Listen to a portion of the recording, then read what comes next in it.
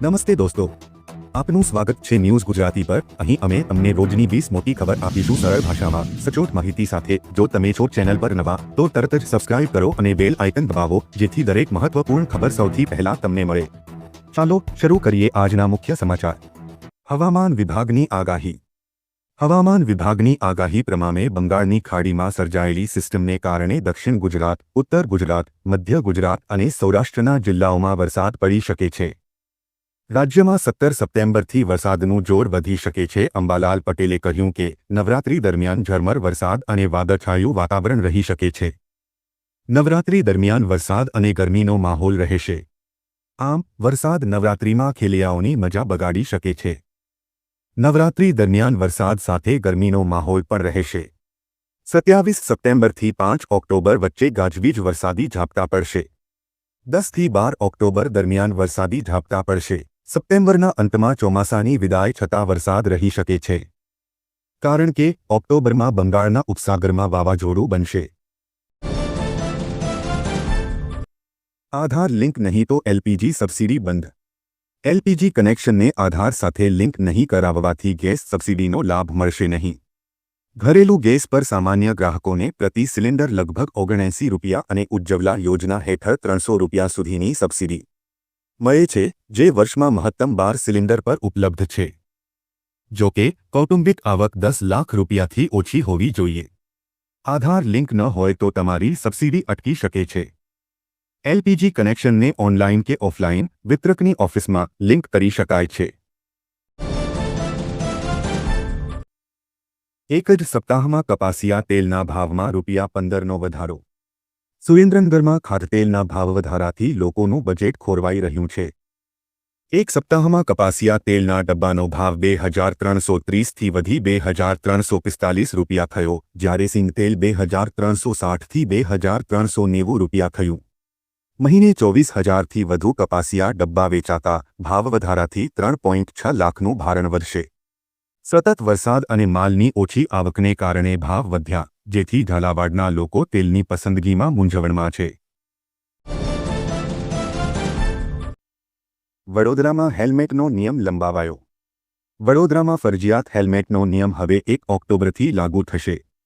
પોલીસે નાગરિકોને હેલ્મેટ ખરીદવા માટે વધુ 15 દિવસની મુદત આપી છે। પોલીસ કમિશનર નરસિંહા કોમરે આ નિર્ણયની જાહેરાત કરતા જણાવ્યું કે 30 સપ્ટેમ્બર સુધી હેલ્મેટ માટે જાગૃતિ અભિયાન ચલાવવામાં આવશે। આ નિર્ણય પહેલા બજારમાં હેલ્મેટ ખરીદવા માટે ભારે ભીડ જોવા મળી હતી, જ્યાં લોકોએ હેલ્મેટની ખરીદી કરી હતી। આઈ ખેડૂત 2.0 પોર્ટલ 2 દિવસ ખુલ્લું રહેશે।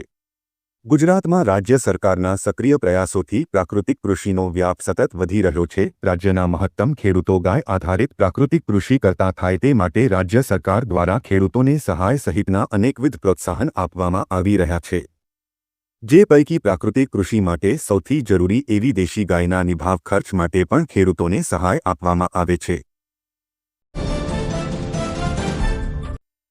જીએસટી દર ઘટાડા પછી જાણો તમને શું ફાયદો થશે। મોદી સરકારે તાજેતરમાં જીએસટી સુધારા હેઠળ ઘણા મહત્વપૂર્ણ ફેરફારો કર્યા છે। તેનો ઉદ્દેશ્ય સામાન્ય માણસના રોજિંદા જીવનમાં વપરાતી વસ્તુઓને વધુ સસ્તી બનાવવાનો છે। આ સુધારા હેઠળ જીએસટી કાઉન્સિલે ઘણી વસ્તુઓ પરના કરદરોમાં ઘટાડો કર્યો છે અને ફક્ત 5% અને 18%ના 2 કરદરોને મંજૂરી આપી છે। નવા દર 22 સપ્ટેમ્બરથી અમલમાં આવશે। આનાથી બિસ્કિટ, સાબુ અને ટૂથપેસ્ટ જેવી ઘણી રોજિંદા વસ્તુઓ સસ્તી થશે। ખેડૂતોને મળશે ₹3000નું પેન્શન। જો તમે 18 વર્ષની ઉંમરે પીએમ કિસાન માનધન યોજના માટે અરજી કરો છો, તો તમારે આ યોજનામાં દર મહિને ₹55નું રોકાણ કરવું પડશે। તમારે 60 વર્ષની ઉંમર સુધી આ રોકાણ કરવું પડશે। 60 વર્ષની ઉંમર પછી તમને દર મહિને ₹3000નું પેન્શન મળવાનું શરૂ થશે। જો તમે પીએમ કિસાન માનધન યોજનાનો લાભ લેવા માંગતા હો, તમારે તમારા જરૂરી દસ્તાવેજો સાથે નજીકના જનસેવા કેન્દ્રમાં અરજી કરી શકો છો। રેશન કાર્ડ ધારકો ખુશખબર 8 લાભો। રેશન કાર્ડ ધારકો માટે સારા સમાચાર। હવેથી રેશન કાર્ડ પર 8 ફાયદા મળશે। સરકારે નિયમોમાં ફેરફાર કર્યા છે।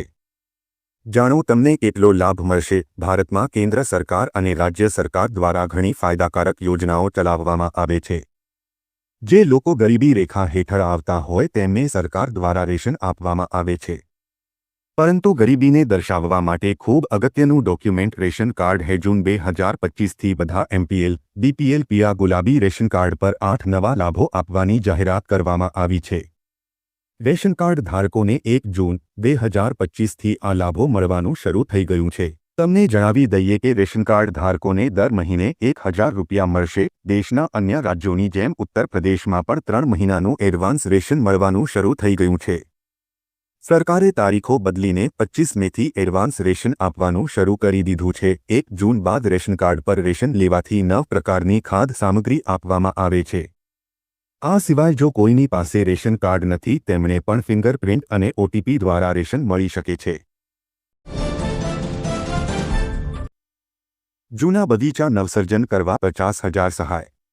જે કોઈપણ ખેડૂત મિત્રો બાગાયત ખેતી કરી રહ્યા છીએ અને જેમને આંબા તથા લીંબુના જૂના બગીચાઓ છે તો તેમના નવસર્જન કરવા માટે સરકાર દ્વારા સહાય આપવામાં આવી રહી છે। આયોજનની અંદર જે કોઈપણ ખેડૂત મિત્રોને આંબાના ભાગના અંદાજિત 30 વર્ષથી વધુ તથા લીંબુના પાકના 20 વર્ષની અંદાજિત જૂના બગીચાઓ હોય તો તેમના માટે નવીનીકરણ કરવા માટેના ખર્ચ સામે સરકાર દ્વારા સહાય આપવામાં આવી રહી છે। આ યોજનાની અંદર આંબાના એકમ ખર્ચના મહત્તમ રૂપિયા હેક્ટર દીઠ 80,000, કટિંગ, પ્રુનિંગ જેવા એકમ ખર્ચ, સાધનો સર્વિસ વગેરે મહત્તમ રૂપિયા 40,000 હેક્ટરે, ગેપ ફિલિંગ માટે મહત્તમ રૂપિયા 20,000 હેક્ટરે ખર્ચના 50% અથવા મહત્તમ રૂપિયા 40,000 હેક્ટર બેમાંથી ઓછું હોય તે સહાય મળવા પાત્ર રહેશે। લીંબુ પાક એકમ ખર્ચ મહત્તમ રૂપિયા 50,000 હેક્ટર જેમાં કટિંગ માટે મશીન, સાધન, સર્વિસ વગેરેમાં મહત્તમ રૂપિયા 20,000 હેક્ટર। આ રીતે અલગ અલગ આંબા અને લીંબુ માટે 0.20થી 2 હેક્ટર સુધીની મર્યાદામાં સરકાર દ્વારા સહાય આપવામાં આવશે। ખેડૂતો માટે આનંદના સમાચાર। ખરીફ પાકના ટેકાના ભાવે ખરીદી માટે નોંધણીની તારીખ 22 સપ્ટેમ્બર 2025 સુધી લંબાવવામાં આવી છે। પહેલા નોંધણીની છેલ્લી તારીખ 15 સપ્ટેમ્બર હતી, પરંતુ હવે ખેડૂતોને 22 સપ્ટેમ્બર 2025 સુધી નોંધણી કરાવવાની તક મળી છે। હાલ મગફળી, મગ, અડદ અને સોયાબીન જેવા પાકોની ખરીદી માટે નોંધણી ચાલુ છે। ઉલ્લેખનીય છે કે ઓનલાઈન નોંધણી કરવામાં સર્વર ઇસ્યુના કારણે ખેડૂતોને સમસ્યા થઈ રહી છે। જૂની કારના માલિકો માટે બેડ ન્યૂઝ। જો તમારી પાસે 20 વર્ષથી જૂની કાર છે તો તમારા માટે ખરાબ સમાચાર છે। માર્ગ પરિવહન મંત્રાલય દ્વારા 20 વર્ષથી વધુ જૂના ખાનગી વાહનો અને 15 વર્ષથી જૂની કોમર્શિયલ વાહનો માટે ફિટનેસ ટેસ્ટ ફીમાં મોટો વધારો કરવાનો પ્રસ્તાવ મૂકવામાં આવ્યો છે। હવે ફિટનેસ ટેસ્ટ માટે 2,100 રૂપિયા ચૂકવવા પડશે, જ્યારે ટ્રક અને બસો માટે આ ફી 25,000 રૂપિયા રહેશે। કોમર્શિયલ વાહનો માટે અલગ અલગ ફી સ્લેબ બનાવવાની વિચારણા છે।